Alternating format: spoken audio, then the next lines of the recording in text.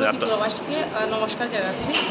আজকের প্রোগ্রামটা হচ্ছে national award giving ceremony for rubber board electronic trading portal and গ্রুপে নিয়ে যেটা প্রোগ্রাম হচ্ছে, যেটা আমি মনে করি আমাদের ত্রিপুরা রাজ্যের জন্য গর্বের বিষয়।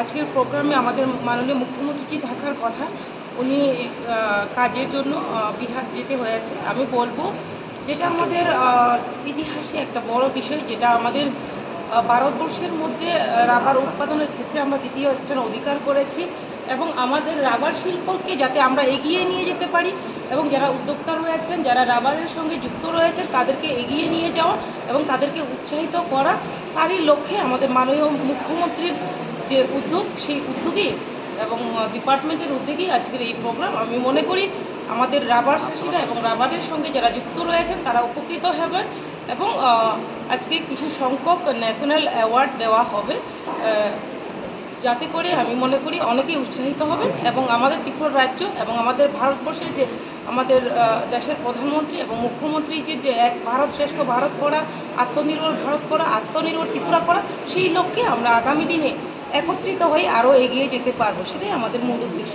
ধন্যবাদ। রাবার শিল্পকে এগিয়ে নেওয়ার জন্য পরবর্তীতে কী পরিকল্পনা রয়েছে? রাবার শিল্পকে এগিয়ে নিয়ে যাওয়ার জন্য বিভিন্ন স্কিম চালু করা হয়েছে, সেটা আমরা আলোচনার মাধ্যমে আজকে আপনারা যখনই থাকবেন জানতে পারবেন।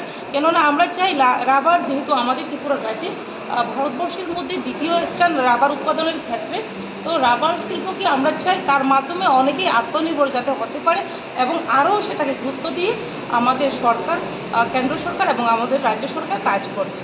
এবং কোন কোন স্টেট থেকে ম্যাডাম আজকে এই অংশগ্রহণ করেছে? আজকে অ্যাকচুয়ালি আমার কাছে ডাটা নেই, তবে আমি জানি বিভিন্ন স্টেট থেকে, এবং যেহেতু ন্যাশনালের আমাদের অ্যাওয়ার্ড দেওয়া হবে সেই ক্ষেত্রে বিভিন্ন স্টেট থেকে অনেকেই পার্টিসিপেট করবেন। ধন্যবাদ।